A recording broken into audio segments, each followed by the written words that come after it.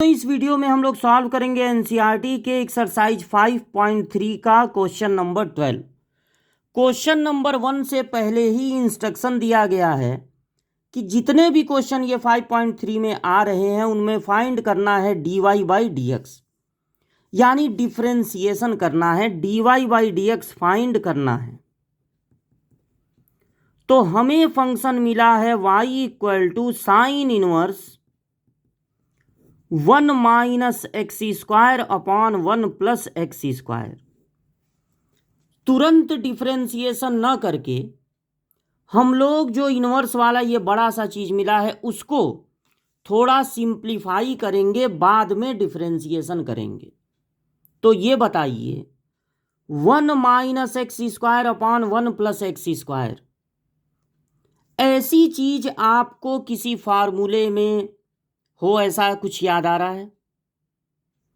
जब आप आईटीएफ पढ़ रहे थे, इनवर्स ट्रिग्नोमेट्रिक फंक्शन, तो आपको एक फार्मूले का ग्रुप मिला था। अगर tan इनवर्स में 2 का मल्टीप्लाई हो तो उसे आप लिख सकते हैं tan inverse 2x upon 1 minus x square, या लिख सकते हैं cos inverse 1 minus x square upon 1 plus x square, या लिख सकते हैं sine inverse 2x upon 1 plus x square. ये फार्मूले का ग्रुप था जो आईटीएफ में पढ़ाया जाता है। नहीं आप पढ़े हैं तो अब याद कर लीजिए।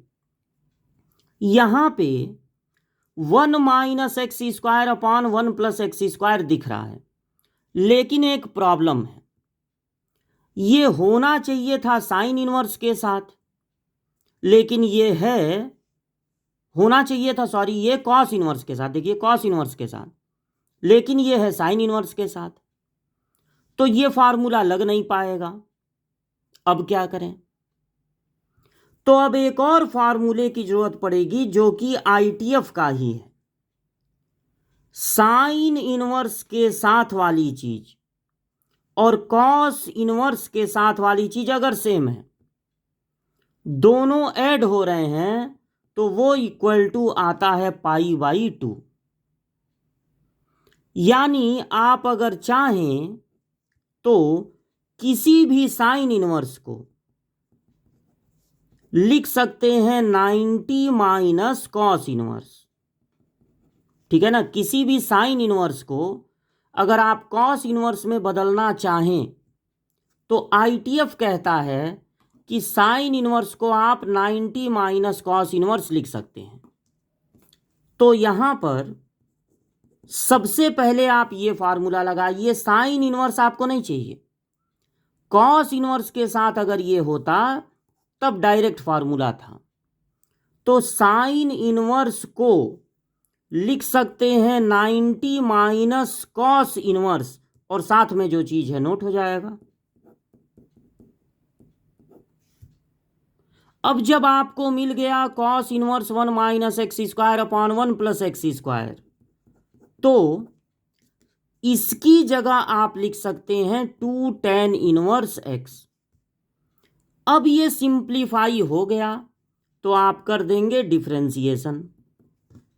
जिस टर्म में न एक्स है न वाई है, कोई वेरिएबल नहीं है, वो एक कांस्टेंट टर्म होता है, और कांस्टेंट टर्म का डिफरेंशिएशन होता है 0।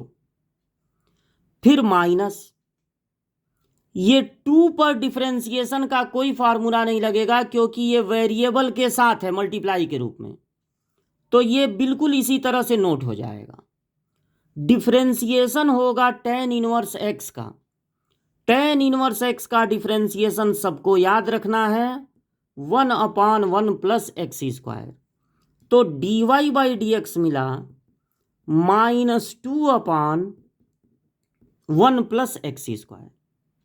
ये जो यहां पर रेंज दिया हुआ है कि x 0 से ग्रेटर है 1 से लेस है, अगर आप इसको दूसरे मेथड से लगाते, x की को ट्रिग्नोमेट्री में कुछ मानते कि x है tan थीटा, कि यहां पर कोई फार्मूला लग जाए, तब इस रेंज की आपको जरूरत पड़ती।